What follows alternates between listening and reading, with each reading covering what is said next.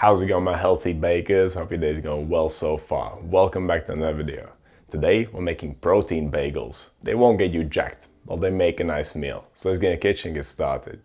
Recently my friend suggested that I looked into protein bagels, since I like making my breads with yogurt. As it turns out, blitzing cottage cheese turns it into a liquid mass with the consistency of thick yogurt.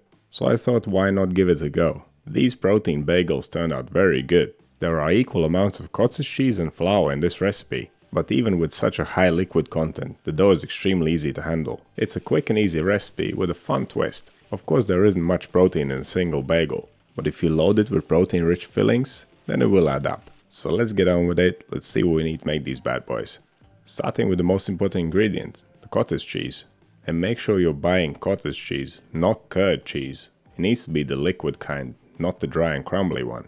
This recipe will not work with dry curd cheese. Right, besides the cottage cheese, we'll need some white bread flour, whole wheat bread flour, yeast, salt, honey, some more honey for boiling, an egg for glazing, and some seeds to sprinkle on top. I used a mix of linseeds, poppy seeds, and caraway seeds. And this is the cottage cheese that I'm using. It has 4.5% fat and 11.5% protein. It also contains salt, and that's why I reduced the amount of salt added to the recipe. I love the taste of this cottage cheese, straight out the tub. I eat one of these as a snack almost every day. A whole, complete protein source is the best option. Protein bagels are just a little fun snack. Right, moving on to the equipment. We'll need a tray with some non-stick baking paper, a pot for boiling the bagels, a bowl, scales, a dough scraper, temperature probe, and a brush. And we will also need a blender. You can use a stick blender or a food processor. Either one will work. But if you don't own a food processor or blender, you could try and pass the cottage cheese through a sieve. Let's move on to mixing the dough. It all begins with temperature control. I don't want to wait long for these bagels, so I warmed up the cottage cheese to 26 degrees Celsius or 79 degrees Fahrenheit. You can do this in a microwave or just leave it in a warm area. To make the dough, pour the liquid cottage cheese in a large bowl, add the yeast, the salt, the honey, and the whole wheat flour. And then give everything a good mix. You want to dissolve the salt and yeast completely. And finally add the white flour, grab your dough scraper and mix it to a dough. I've never leaned towards snack foods which are marketed as high in protein. Usually they're full of other unnecessary ingredients which work against my gains. Whole protein sources are the best. Protein sources such as lean meats, seafood, eggs, dairy, and plant-based options such as grains, seeds and nuts. If you want to optimize your protein intake, go for those. Don't be fooled by high protein snacks or some fake meat replacements. It's all a bunch of marketing bullshit. Just stick with whole foods and you'll be good. Okay, the dough has been mixed. After giving it a quick temperature check, it's looking good. Now we can start bulk fermentation. And it will be pretty quick, at around an hour and 20 minutes. Halfway through bulk fermentation, we must give the dough a fold. Folding will equalize the temperature in the dough, helping it ferment more evenly. And it will also help with gluten development. To perform a fold, pick the dough up in your hands, then fold the sides down and push them back up into the middle, whilst going around in a circle. Imagine that you're folding dough on the table, but upside down. This method will save you from cleaning the table an extra time. Okay, after folding the dough, we leave it to ferment for another 40 minutes. And after bulk fermentation, we can weigh our dough and divide it into 4 equal pieces, because we're making 4 bagels. If you want your bagels slightly smaller, you can divide the dough into 5 or 6 pieces. But no matter how many pieces you're doing, after dividing, you need to shape them into balls. Take a piece of dough, flatten it out, then fold the edge over the middle whilst going around in a circle to reach point where it started. Then flip it smooth side up, tighten it against the table, and then finally pick it up and pinch the seam together at the bottom. After pre-shaping the dough balls, cover them up, leave them to rest for 20 minutes to let the gluten relax. After the resting stage, we can move on to final shaping. There are a few ways to shape a bagel, and I'll show you 3 of them today. Starting with the easiest method, which also happens to be my favorite. Give the dough ball and the table a generous dusting of flour, and then poke your finger straight through the center of the dough. Push it right down to the table, and then rub it against the table to make a hole. Once you've poked your finger all the way through, pick the dough up and gradually widen it. The next method is the standard one, which most people use. Take the dough ball and roll it out to a long strand. It should be around 30 centimeters or 1 foot long. Don't use a lot of flour this time, otherwise dough will just slide around on the table. Once you're happy with the length, wrap the dough around your hand and overlap the 2 ends, and then rub the dough against the table to connect the 2 ends together.